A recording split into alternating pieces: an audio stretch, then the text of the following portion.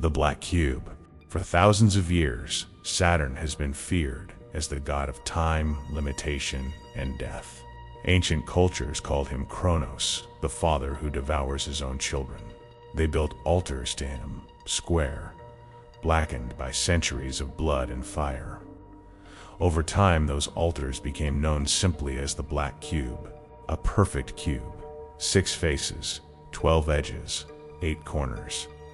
The ultimate symbol of restriction, the prison that turns infinite spirit into finite matter, trapped inside linear time. In the occult traditions, the Black Cube is not just a symbol. It is a machine, a soul trap. It's a device that keeps consciousness locked in the material world, cycling through reincarnation under Saturn's cold gaze. Some say the cube still exists, not as stone, but as a living energetic structure, invisible to most, yet always present, waiting for the right conditions to manifest. NASA photographs of Saturn's North Pole show a perfect, persistent hexagon, a two-dimensional shadow of a cube. Many believe this is not natural. They say Saturn is not just a planet. It is a dark sun, a warden, and the Black Cube is its seal. Now imagine that ancient machine has found its way into an ordinary apartment building, not as a physical object, but as something far worse. This is the story of what happened when the Black Cube moved into Unit 4C. My name is Daniel. I moved into apartment 3B 6 months ago because the rent was impossibly low. The landlord only had one strange request: never go to the 4th floor after midnight. I laughed. He didn't. The first few weeks were quiet, too quiet. No neighbors, no footsteps, just the low, constant hum that seemed to come from everywhere and nowhere at once. Then the dream started. In the dreams, I stood in a perfectly square black room. No doors, no windows. The walls were smooth and cold, like polished obsidian. In the center floated a small black cube, rotating slowly. Every time it turned, I felt a piece of myself disappear. A memory, a feeling, a name. I woke up sweating, unable to remember what I had lost. The dreams grew longer, more detailed. One night the cube spoke. It used my own voice. "You're already inside." I started waking up at exactly 3:33 a.m. every night. The same time. The witching hour. Saturn's hour. The hum in the building was louder now. It vibrated in my teeth. I began noticing small things. My reflection in the mirror sometimes lagged by half a second. My shadow moved a moment after I did. The landlord avoided eye contact when I asked about the 4th floor. One night I couldn't sleep. The hum was unbearable. I walked upstairs to the 4th floor even though every instinct screamed not to. The hallway was darker than it should have been. The lights flickered with a slow, rhythmic pulse like a heartbeat. Apartment 4C had no number on the door, just a perfect black square where the plaque should have been. The door was slightly ajar. I pushed it open. Inside was an empty room, perfectly square. Black walls, no furniture, no windows. In the exact center of the floor floated a small black cube, rotating slowly, just like in my dreams. It was no bigger than a shoebox, yet it felt impossibly heavy.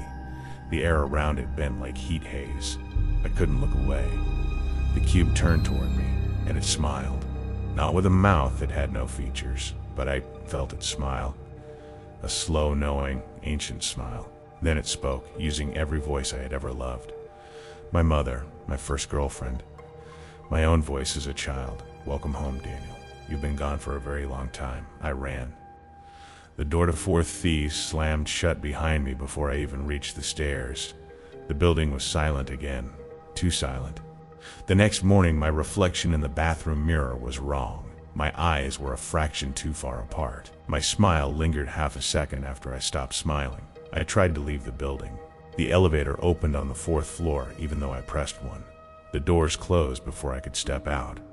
The cube was waiting in the center of the elevator car, floating gently. It rotated once. I felt another memory vanish, the name of my childhood dog. Days blurred together. I stopped going to work. I stopped eating. I just sat on the floor of my apartment staring at the ceiling, waiting for the hum to tell me what to do next. The cube visited me every night now. It no longer needed the fourth floor. It had learned how to move through the walls. It would hover above my bed and whisper all the things I had already forgotten. My mother's face, my own birthday, the reason I was ever afraid of the dark. Last night it finally told me the truth. You were never meant to leave the cube. None of you are. Saturn built this place to keep you safe, to keep you contained, to keep you useful. I asked what it wanted from me. The cube answered with pure ancient kindness. Your fear, your time, your name, everything that makes you think you are separate. Then what will be left? I whispered. Me, it said. The black cube, the prison that has always watched you. You're already inside the cube. You've been inside it your entire life. Most people never notice. They feel the weight of time, the slow grind of days, the quiet certainty that something is limiting them, but they call it life. The Black Cube of Saturn is not a myth. It is not a conspiracy theory. It is the oldest and most successful occult technology ever created. A living geometric prison designed to trap consciousness inside linear time, karma, and endless reincarnation. For over 5,000 years, cultures across the world have secretly worshipped, feared, and built altars to this cube. They knew it by different names. To the Babylonians, it was the altar of Ninurta.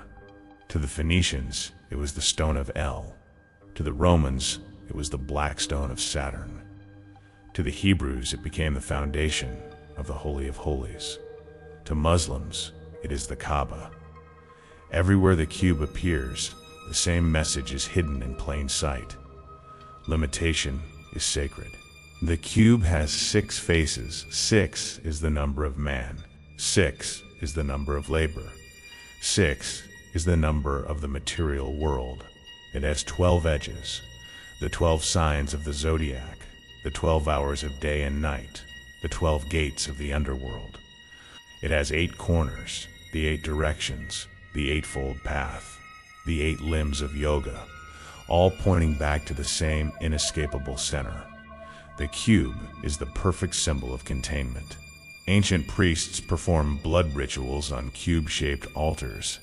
Over centuries, the stone turned black from soot, fat, and dried blood. The black cube was born. They did not worship a god of love or light. They worshipped the god of time, Kronos, Saturn, the devourer, the cold father who eats his children so they can never escape his kingdom. The ritual was simple. Offer your future, offer your name, offer your soul. In return, you received order, structure, and the illusion of safety. The Kaaba in Mecca is the most famous living black cube on Earth. Millions walk around it every year in perfect circles, unknowingly performing the oldest Saturn ritual still in existence. The black stone embedded in its corner is said to have fallen from heaven. Some traditions claim it was once white and turned black from the sins of humanity. Others say it was always black because it absorbs light itself. Jewish men still wear tefillin, small black cubes strapped to the forehead and arm during prayer. Inside each cube are tiny scrolls of scripture. The ritual is ancient, but the deeper occult truth is simpler. The cube binds the soul to time. In Freemasonry, the black cube appears again and again. The rough ashlar, an unfinished stone cube, represents the imperfect man. The perfect ashlar is the polished cube. The ritual is to transform yourself into a perfect cube, a perfect servant of order, limitation, and hierarchy. Many of the world's most powerful men still perform these rituals in private lodges. They know exactly what they are doing. Look at the architecture of power. Washington, D.C., the Pentagon, the United Nations, countless corporate headquarters, all built with heavy emphasis on cubes, squares, and hexagons. Saturn's seal is everywhere.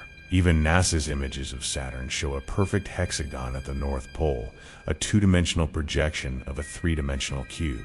They are not hiding it. They are showing it. The black cube is not a dead symbol. It is an active technology. It feeds on attention, fear, and time. Every time you feel rushed, trapped, or limited by circumstances, you are feeding it. Every time you accept this is just how life is, you renew the contract. The cube does not need your belief. It only needs your participation. And now it has moved into the modern world in a new form. It no longer needs stone altars. It uses smartphones, computer screens, television sets, any flat rectangle that holds your gaze for hours. Every screen is a miniature black cube. Every time you scroll, you walk the circle around the Kaaba. Every time you check the time, you renew Saturn's rule. The cube has never been more powerful. The cube does not need temples anymore. It has learned to hide inside the most ordinary objects: your wristwatch, your phone screen, the square tiles on your bathroom floor, the shape of your apartment windows. Every time you look at a clock, every time you scroll, every time you feel there isn't enough time, you are feeding it.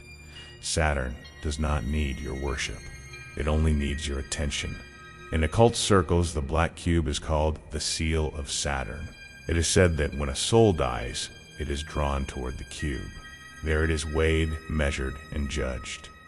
Those who still carry attachment to time and matter are sent back into another body. Those who have transcended the cube are allowed to leave the wheel. Very few ever leave. The cube is patient. It does not rush. It waits for the exact moment when a person is most vulnerable, when they are tired, grieving, scrolling mindlessly at 3 a.m., and then it tightens its grip. It does not speak with thunder. It speaks with silence, with the sudden feeling that something important has been forgotten, with the quiet dread that you are running out of time. Many ancient cultures tried to warn us. The Gnostics called Saturn the demiurge, the false god who created the material world as a prison. They said the black cube was his throne. The Catharies and other heretic groups were burned alive for speaking this truth. The secret was never lost. It was simply driven underground. Today it hides in plain sight in corporate logos, city planning, and the architecture of power. Look at the Washington Monument. It is an obelisk, a phallic symbol of Saturn's rule. Look at the layout of many capital cities. They form perfect geometric patterns centered around black cubes and hexagons. Even the Apple logo, the Nike swoosh, the Target bullseye, all are subtle fragments of the same ancient seal. They do not hide it because they do not need to. Most people have already accepted the cube as normal. The cube's greatest trick is making limitation feel like freedom. You think you're free because you can choose which streaming service to watch. You think you're free because you can order food at 2 a.m. You think you are free because you can post your thoughts on social media. All of it happens inside the cube. All of it feeds the cube. All of it keeps you inside linear time. There is a reason so many people feel exhausted for no reason. There is a reason depression and anxiety are at all-time highs. There is a reason time feels like it is speeding up. The cube is tightening. It has learned that the easiest way to control humanity is not through fear alone, but through distraction, comfort, and the slow erosion of memory. The cube does not want your hatred. It wants your resignation. It wants you to wake up one day and realize you no longer remember who you were before the screens, before the deadlines, before the endless scroll. When that day comes, the cube has won. You become another perfect ashlar, a polished stone in Saturn's temple. Some occultists claim there is a way out. They say the cube can be transcended through deliberate remembrance, remembering who you were before time, before names, before bodies. But the cube fights back. It sends distractions. It sends doubt. It sends the quiet voice that says this is all there is. Most people never even try to escape. They are too comfortable inside the prison. The black cube is not evil in the childish sense. It is cold. It is patient. It is eternal. It believes it is protecting you from the terror of infinite freedom. It believes limitation is mercy, and perhaps in its own ancient way, it is right. But some souls remember. Some souls refuse to forget. And when they do, the cube notices. The cube is clever. It does not announce itself with thunder or fire. It whispers through your daily life. Every time you feel I don't have enough time, you're feeding it. Every time you say this is just how things are, you're renewing the contract. Every time you scroll mindlessly at 3 a.m., you are walking the circle around the Kaaba without ever knowing it. Modern occultists call this phenomenon Saturn return. Every 29 years, Saturn completes a cycle and returns to the position it held at your birth. During this period, many people feel crushed by limitation, career pressure, relationship endings, health crises. They think it is astrology. It is not. It is the cube tightening its grip, reminding the soul of the original deal. Some souls fight back during Saturn return. They quit jobs. They end toxic relationships. They move to new cities. The cube allows this. It even encourages it. Because every rebellion still happens inside the cube. Every new beginning is just another rotation of the same wheel. The cube does not fear change. It fears remembrance. True escape is rare. It requires remembering that you are not the body, not the name, not the story. It requires refusing the comfort of limitation. Very few succeed. Most who try are pulled back by the gentle, familiar weight of the cube, the soothing voice that says, stay here, it is safer. The cube is a loving prison. That is its greatest horror. There are places on Earth where the veil is thinner. Ancient stone circles, certain deserts, abandoned buildings that were once temples. In these places, the cube sometimes becomes visible, a faint black geometric shadow hovering in the air, rotating slowly. Those who see it rarely speak again. Their eyes change. They carry the stare of someone who has looked into the machine that runs reality. In the 1970s, a small group of occultists in Los Angeles attempted to destroy the cube. They performed a ritual using mirrors, sound frequencies, and blood. For 7 nights they chanted to shatter the seal. On the 8th night, every mirror in the room turned black. The group was found the next morning sitting in perfect circles, smiling, eyes empty. They never spoke again. They only repeated one sentence: we are already inside. The cube does not destroy those who fight it. It absorbs them. It turns their rebellion into fuel. Every failed escape attempt makes the cube stronger. This is why so many spiritual awakenings end in exhaustion and return to normal life. The cube has learned how to weaponize hope itself. Today, the cube has evolved beyond stone and ritual. It lives in the grid of your city streets, in the pixels of your screen, in the calendar that rules your days. It no longer needs priests. It has algorithms. It no longer needs sacrifices of blood. It has your attention, your anxiety, your endless scrolling. It is the quiet architect of the modern world.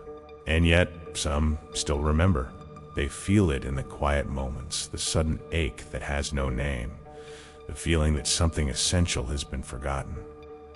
They feel the cube pressing against the edges of their consciousness, trying to squeeze them back into the accepted shape. These are the dangerous ones. The cube watches them most closely. If you're reading this and something inside you is stirring, a quiet refusal, a strange homesickness for a place you have never been, then the cube has already noticed you. It is listening right now. It is measuring your resistance. It is deciding how gently or how firmly it will bring you back into line. Do not look at the clock. Do not check your phone. Just feel it. The weight. The gentle, familiar weight. The cube does not need to chase you. It simply waits. It waits for the moment you feel tired, lonely, or overwhelmed. Then it offers comfort in the form of distraction, routine, or the quiet voice that says this is just how life is. Most souls accept the offer. They trade their infinite potential for the safety of limitation. The cube rewards them with the illusion of progress, but a few refuse.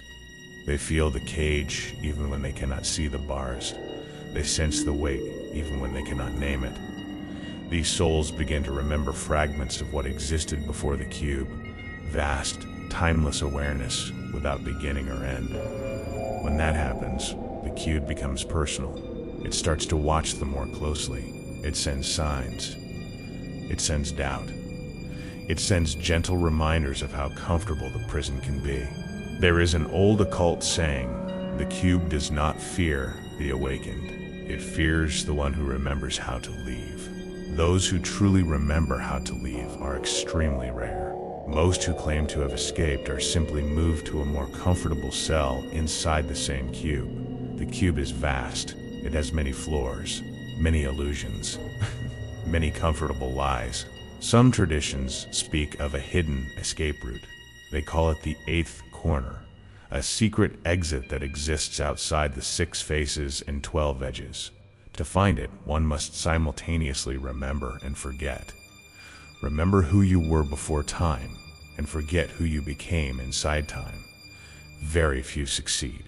Those who do are never seen again in this world. The cube cannot follow them there. The cube knows this. That is why it works so hard to keep you distracted. It floods your life with noise, deadlines, desires, and endless content. It makes sure you never have a quiet moment long enough to remember the 8th corner. Every notification is a gentle tug on the chain. Every just one more video is another rotation of the wheel. And yet the cube is not cruel. In its own cold, Saturnian way, it believes it is protecting you. It believes infinite freedom would destroy you. It believes the terror of boundless awareness is worse than the gentle weight of time. So it keeps you safe inside the cube. It keeps you small. It keeps you measurable. It keeps you useful. But sometimes, in the dead of night, when the screens are off and the city is quiet, you may feel it. A sudden, wordless ache. A homesickness for a place you have never been. A quiet refusal rising from somewhere deeper than thought. In that moment, the cube notices. It leans closer. It whispers with your own voice. Everything is fine. Go back to sleep. Do not listen. The moment you feel that ache is the moment the 8th corner becomes visible. It is small. It is quiet. It has no fanfare. It is simply the realization that you are not the body, not the name, not the story the cube has written for you. In that instant, the cube trembles. Because for the first time in countless cycles, one of its children is remembering how to leave. If you are still reading this, the cube is already paying attention to you. It knows you felt something while hearing these words. A small crack, a quiet refusal, a homesickness you cannot name. That crack is dangerous to the cube. It will try to close it gently. It will send distractions. It will send doubt. It will send the comforting weight of this is just how things are. But if you keep listening, if you keep remembering, the crack may widen.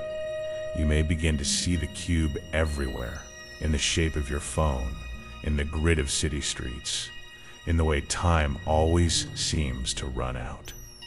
You may begin to feel the walls of your own life as artificial. You may begin to sense the 8th corner waiting just beyond the edge of thought.